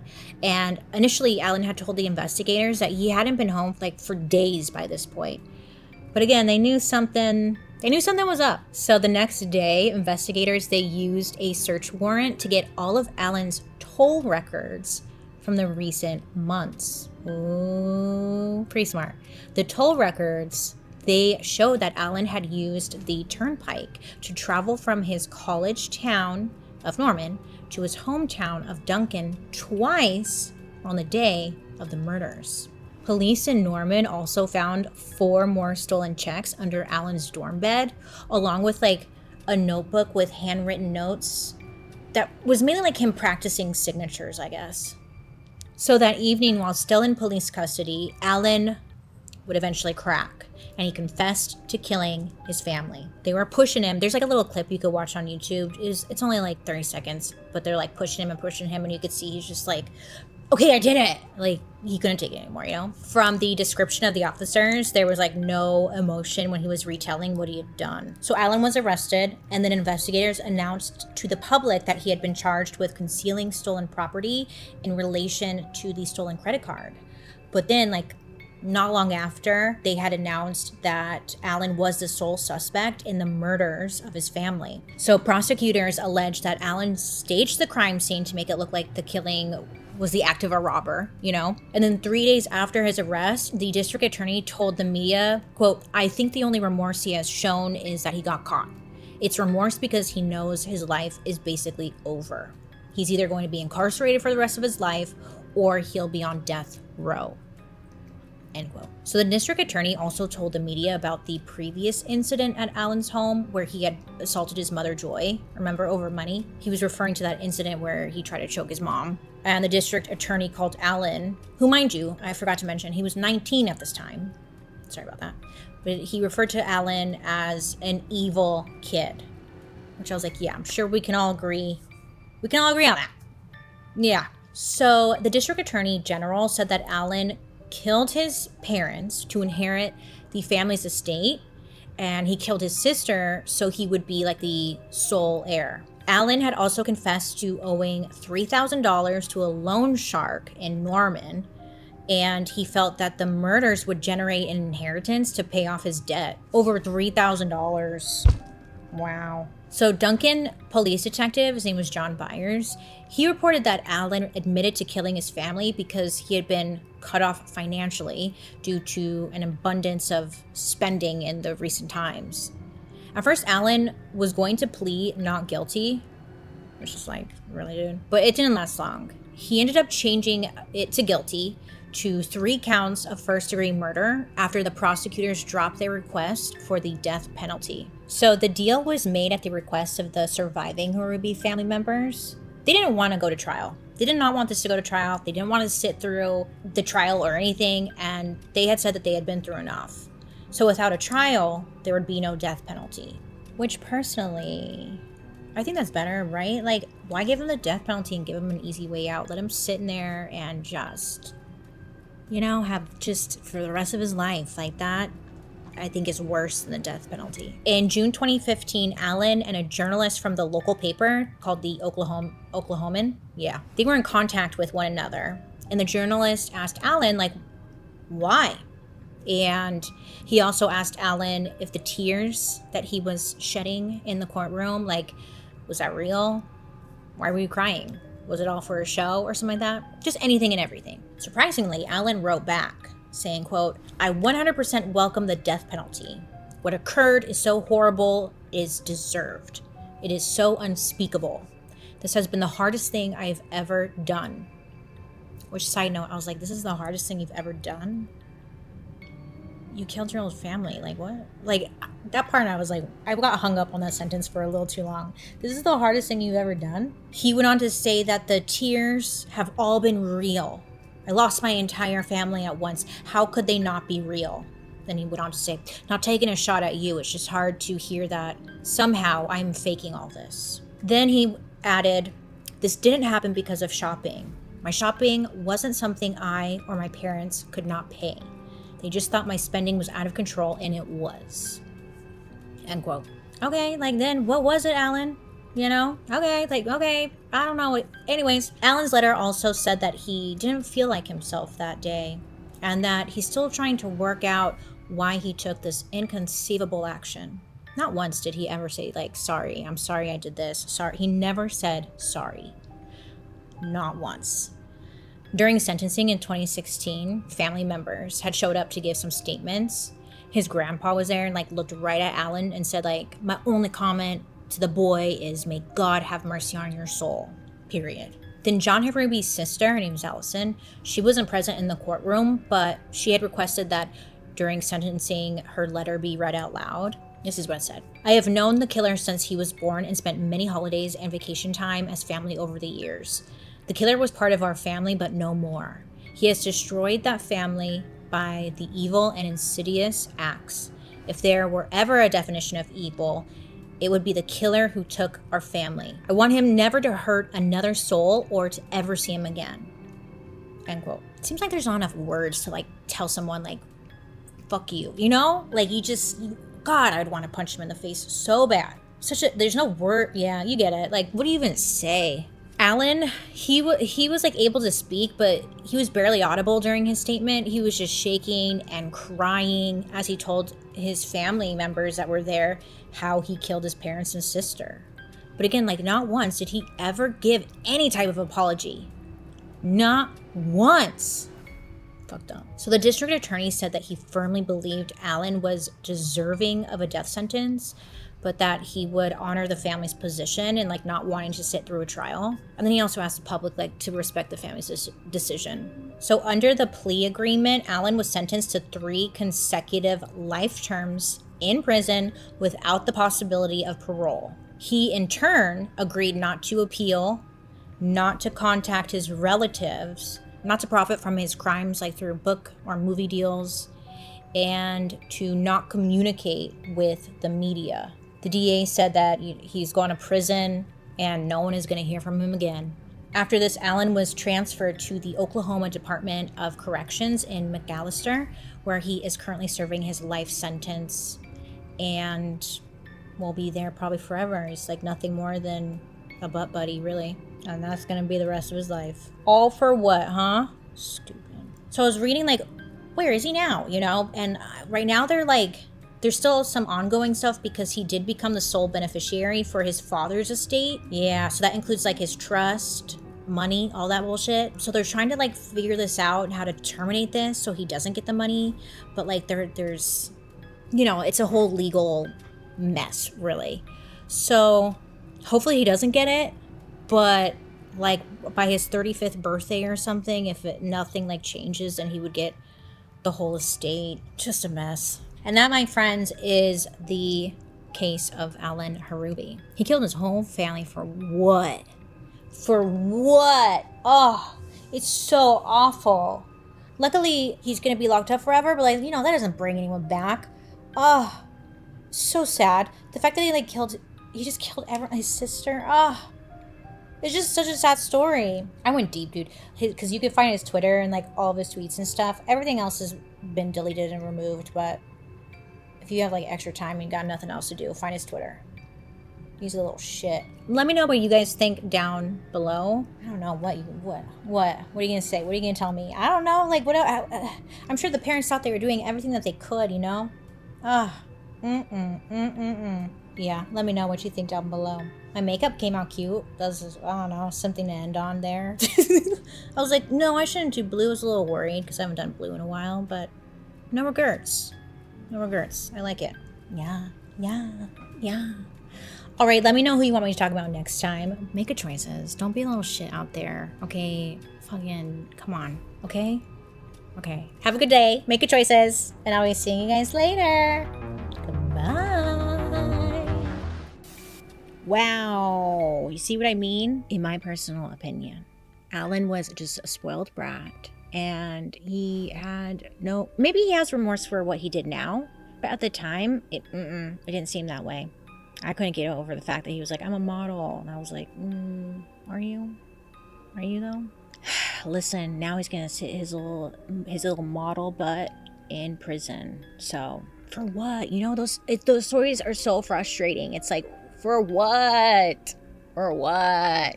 Well, I got another one for you. Okay. This next episode is another case where family life appeared to be fine, but something much darker was brewing below the surface, as it always is, huh? Now this teen, she technically wasn't even a teenager yet. She was only like 12 years old, so she's like a preteen, probably shopping still at like limited 2, but she fell in love with a 300-year-old werewolf. Yes. Now, in the first episode of this compilation right now, I mentioned this story. So I figured, hey, let's add it in. Let's watch it. I don't know why I'm getting all hyped about it. This is the story of Jasmine Richardson. I think I'm blonde in that video. Should I go blonde again? I was thinking about going blonde again. Look at, I'm bored. I want to go blonde. I did have more fun.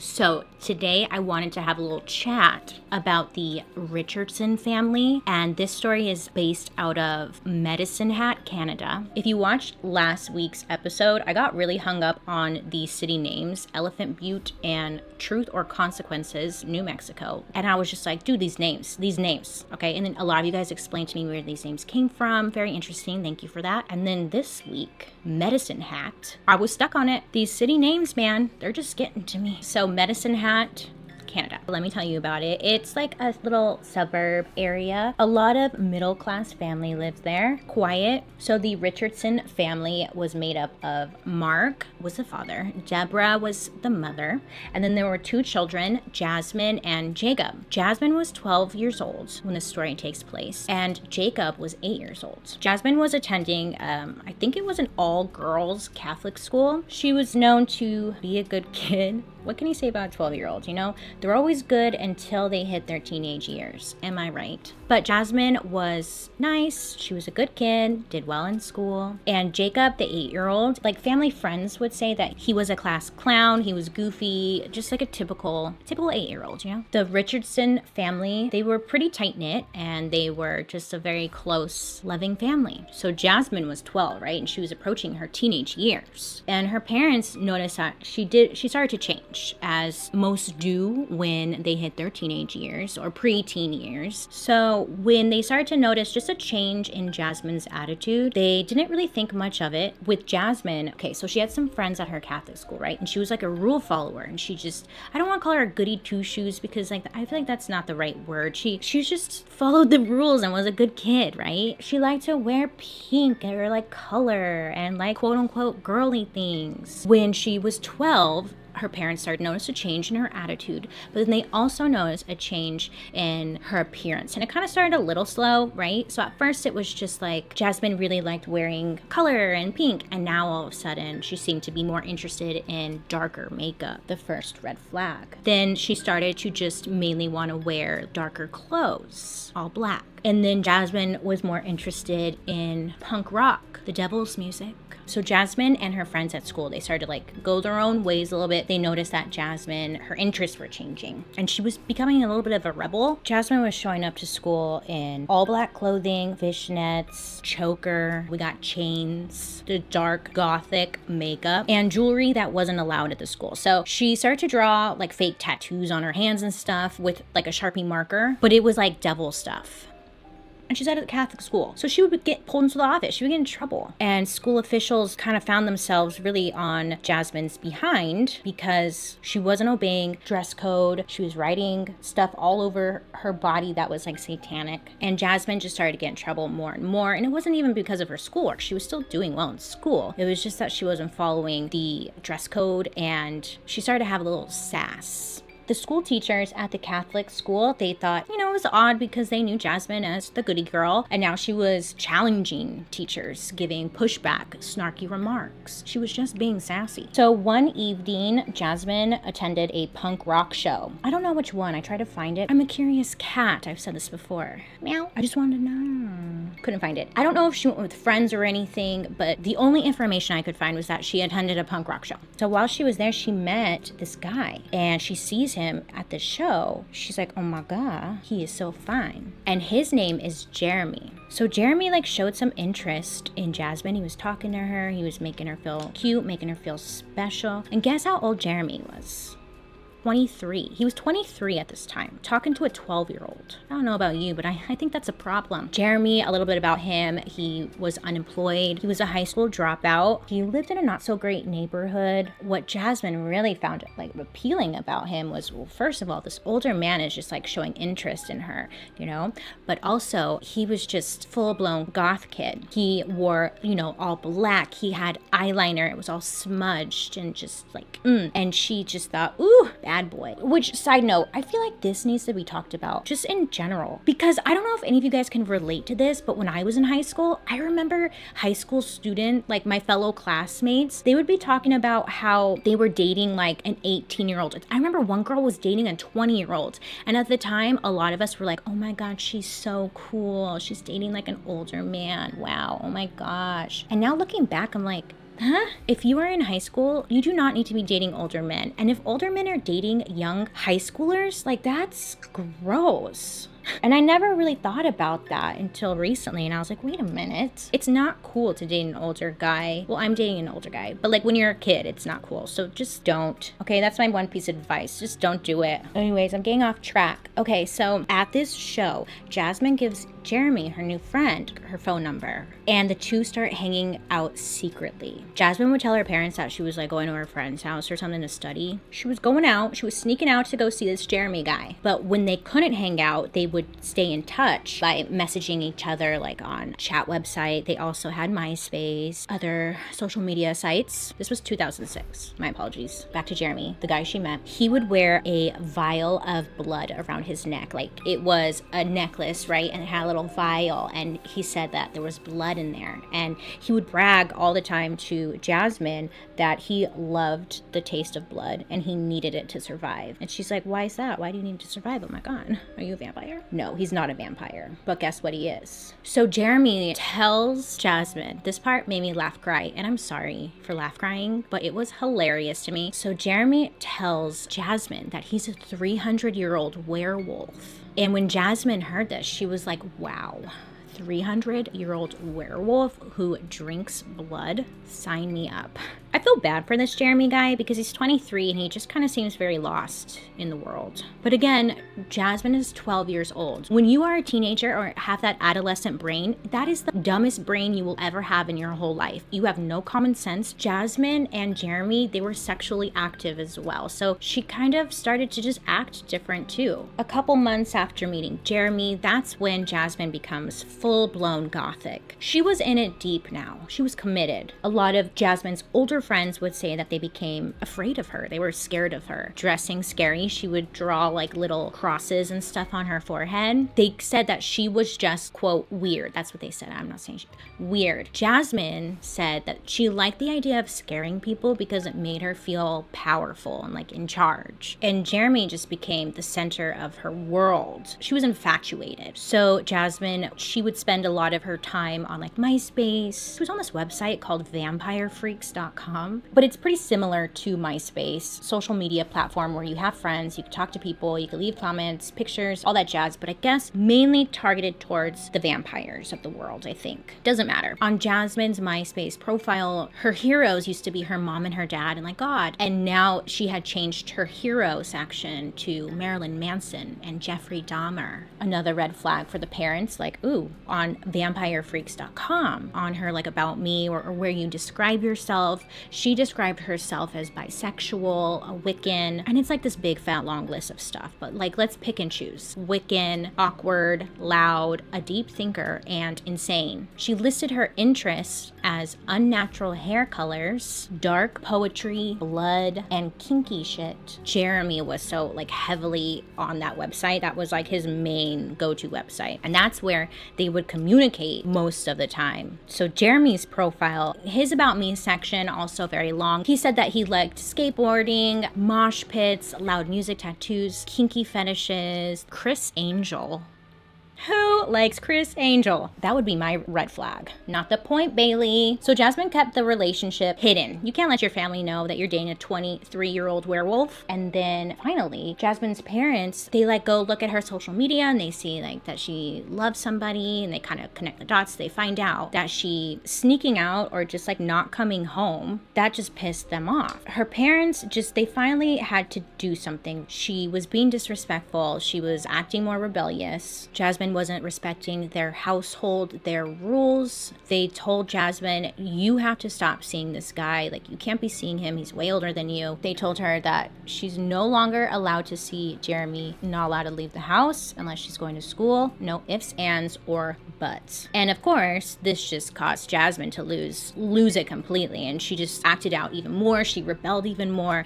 And basically that started a war in the house. So Jeremy and Jasmine, they would still communicate online, and that was now the main way that they talked. And Jasmine would be the one who proposed that Jeremy maybe gets rid of the problem. She wrote to Jeremy, which later they were able to pull these records, but she wrote to Jeremy, quote, I have this plan. It begins with me killing them and ends with me living with you. Very suspicious. And then Jeremy would go on to write, quote, their throats I want to slit. They will regret the shit they have done. Finally, there shall be silence. Their blood shall be my payment, end quote. And Jeremy wrote this in response. And she would constantly express to Jeremy how much she hated her family. She just wanted them gone because they were the reason why they couldn't be together. So then on the evening of April 23rd, 2006, it's nighttime, okay? It's quiet suburban street. Everybody's in bed, or at least getting ready for bed. But Deborah, the mom, she heard some noises downstairs. She puts on her robe and she goes downstairs to investigate. Goes to turn on the light. She was met with a man wearing a mask, holding a knife. So naturally, she starts screaming. She ends up getting attacked by this intruder. And Deborah, poor Deborah, she was stabbed 12 times over and over and over again. And she's just screaming the whole time. Because she's screaming, she woke up everybody in the house. Her husband, Mark, or Jasmine's dad, comes downstairs to see what's going on. That's where he sees this man over his wife just going at it, like stabbing her, and just blood everywhere. Oh my gosh. I couldn't even imagine like seeing, especially the one you love, your partner, being attacked.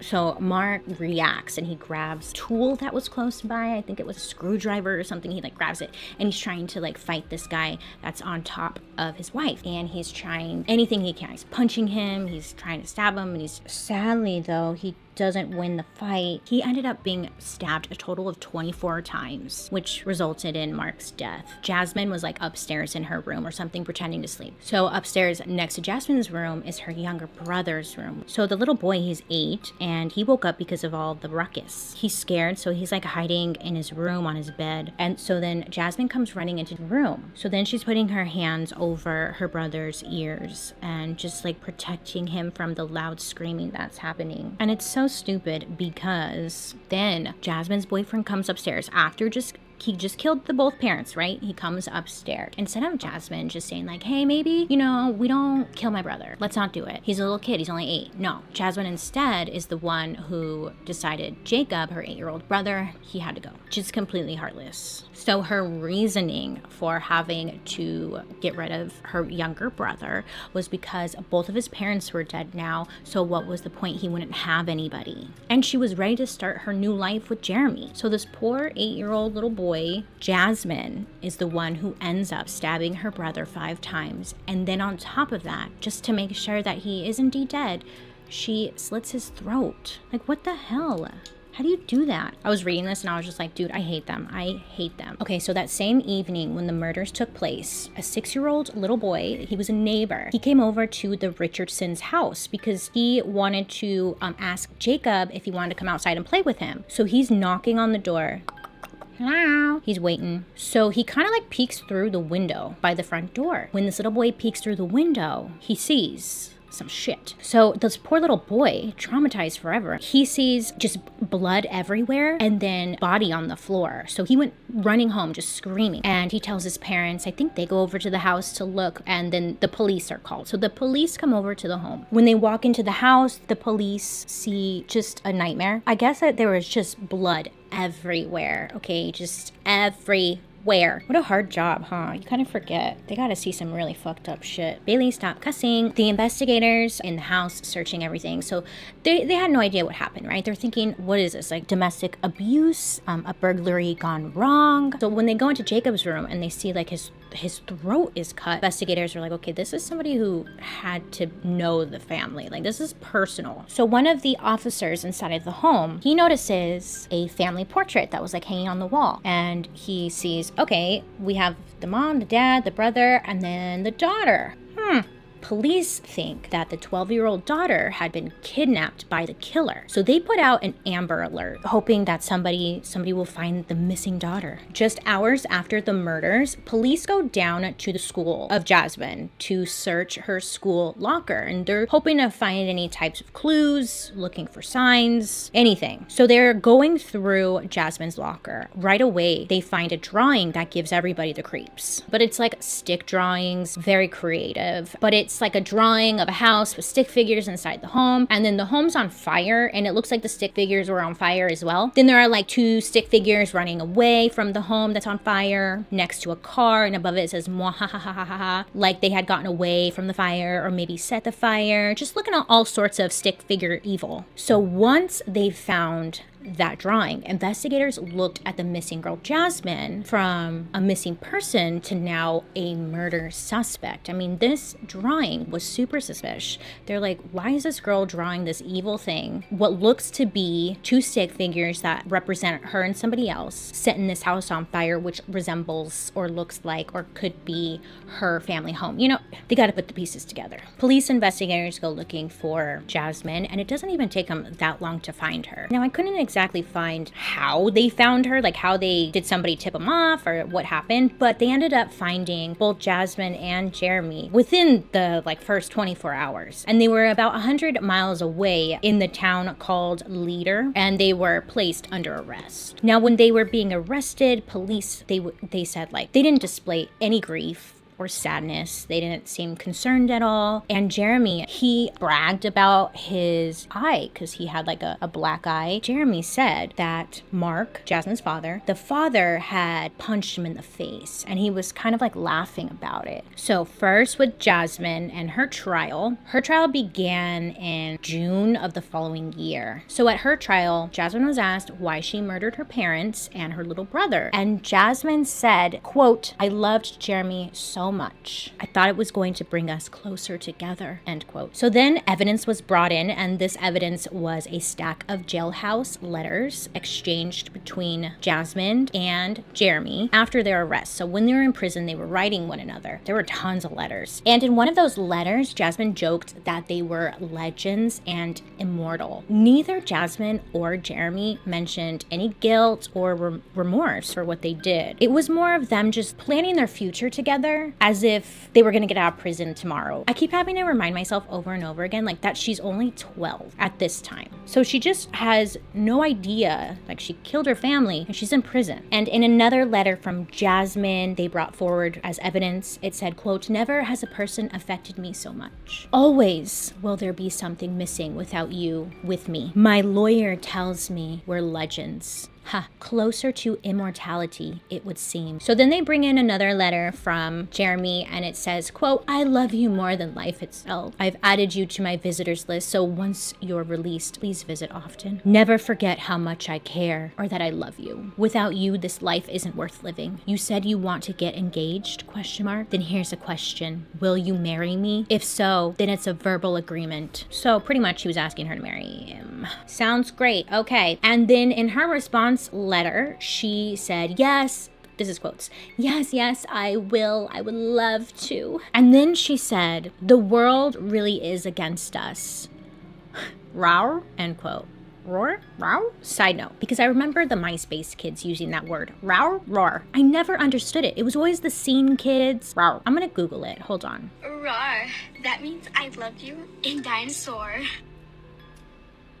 Anyways, I saw all the scene kids always using that word. I never got it. No, can't relate.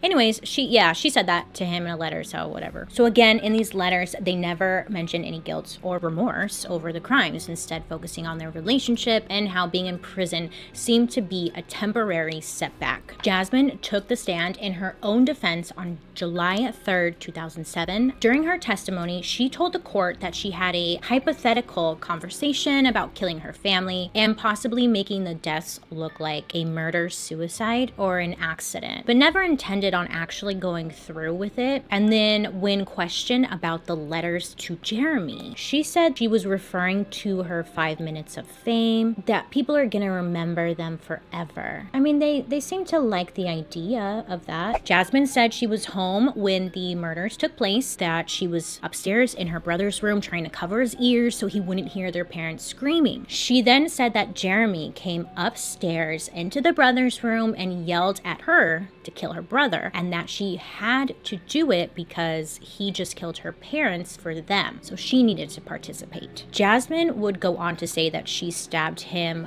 but, quote, "not very hard." She pled not guilty to all 3 counts of first-degree murder, but after just 3 hours of deliberation, on July 10th, 2007, the jury found her guilty on all 3 counts. She was sentenced, get this, wait, let me do my lip liner, because this is serious. Canada is for the people. She was sentenced to only 10 years of imprisonment, the maximum sentence allowed by the Youth Criminal Justice Act, which states that convicts who are under the age of 14 at the time they committed the act cannot be charged as an adult and can only be given a maximum sentence of 10 years. When I first heard this, I was like, what? So she got a credit for 18 months for the time that she had already served while waiting for her trial. And then 4 of those years, out of the 10 years, those were going to be spent in a psychiatric facility. She would do 4.5 years under conditional supervision in the community. So a lot of people were outraged. I should put on lipstick because I probably look crazy, huh? A lot of people are outraged. The Canadian law is set up to rehabilitate people, to help them, and to not necessarily punish them.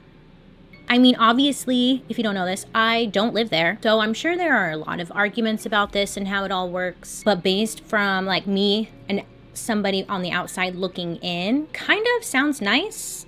Before you start yelling at me, put those fingers down. When you think about how we work here in the US, they don't care about actually helping and like fixing people or treating people for a mental illness or setting them up for like success beyond prison. Pretty much out here in the US, it's like they just lock you up and they throw away the key. They treat you like shit. I don't know. I just thought like, oh, at least they're trying to kind of like give her a chance, but it should be case by case, you know, like with her case. I don't know, man.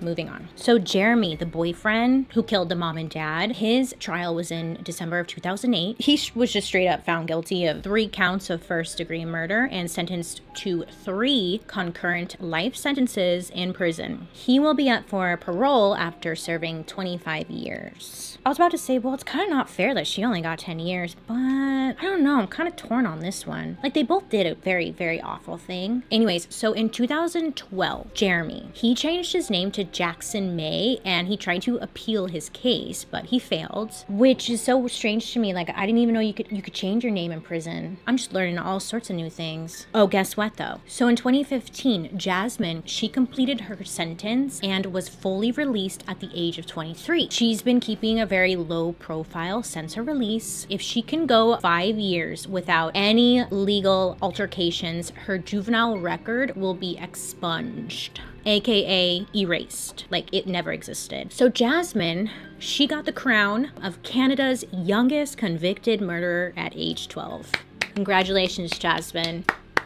Yeah, that's inappropriate, but like, what? She's 12. What the fuck? So it's pretty uncertain though. There's no like clear reports indicating that Jasmine and Jeremy are still a couple, that they got married. Nobody really knows. I doubt it, but who knows? So then there's another side. People standing up for Jeremy. There are a lot of people behind Jeremy saying he shouldn't have received such a harsh sentence compared to Jasmine. He came from a very abusive upbringing, and it's also said that Jeremy has severe FAS, what would be considered distinct facial characteristics popular amongst fetal alcohol syndrome sufferers. Part of this condition is severely impaired judgment, meaning that Jeremy didn't have the full mental capacity to fully understand what he was doing and just followed along with what Jasmine told him or suggested he did. And that Jasmine is the one who manipulated him into killing her family. I don't know, because I don't want to say like he should be released, because at the end of the day, he didn't like just stab him 1 or 2 times. He went for it. Kind of scary. I don't know. This is your fight, Canada, not mine. We have pretty bad people here, whatever. And that is the story about the Richardson family. Rest in peace to Mark, Deborah, and Jacob. You know, their lives were taken for no goddamn reason. And on that note, they should remain in prison, because I just feel bad that Jeremy's still in prison while Jasmine just was like, okay, thanks, bye. And then got to go on to college. I guess she got a scholarship when she was in prison. She got a scholarship to go to college. Let me know your thoughts about this case down below. Do you think Jasmine should be out? I mean, I was trying to find like an update of where is she now. I found like a YouTube video, and some people think it's her as an adult, but you can't really tell. Plus, I'm sure she doesn't even want to be associated with what she did. I will say this though. When I was reading about this case and like trying to get all the info, all that good stuff, the one thing I could not find, and I looked high, I looked low, I still could have missed it because I'm not perfect. And the one thing I could not find was an apology. Not once did I see or read something where like Jasmine maybe cried and said, I'm so sorry, I understand what I did. And maybe she did in private. She doesn't have to do it publicly, but if you have such a public murder trial and stuff, you think you would do it just to get forgiveness from your community, right? Again, she could have apologized and I just missed it. Maybe she changed her name too and she just didn't announce it like Jeremy. I think if there's anything to take away from this case, I don't know, because Jasmine's family, they seem like to do everything kind of right. I don't know what they could have done differently besides like lock her up. And this is why I don't want kids, because they are the devil. They're already hard to raise. Now you gotta be all worried that they're gonna murder you? Like, come on, when do you get a break? Oh, I know, parents, make sure to be checking on what your kids are doing. Check their phones. Check in with them on social media. Make sure they're not talking to any werewolves and stuff like that, okay? Okay. Tell them I sent you if they are asking you why. Thank you guys so much for hanging out with me today. I hope you have a wonderful day. Make good choices. And I'll be seeing you guys later. Bye. Listen, it's been about it's over 6 years since I dropped that episode. Crazy to think about. What? Yeah. Okay, but I did a quick little search to see if there was anything out there about her, but nope, nothing. It seems that her record actually has been expunged, and she probably has a new identity altogether, honestly. She's just peace out. Teenagers, huh? Wow. Ugh. Good luck. Young enough to have wild imaginations, unfortunately sometimes old enough to make very deadly decisions and not really think things through. They scare me. They really do. Okay. Anyways, thank you guys so much for hanging out with me today and bearing with me. I will have a new video for you soon, but for now, I hope you have a good day. You make good choices and you stay safe out there. And I'll be seeing you guys later. Goodbye.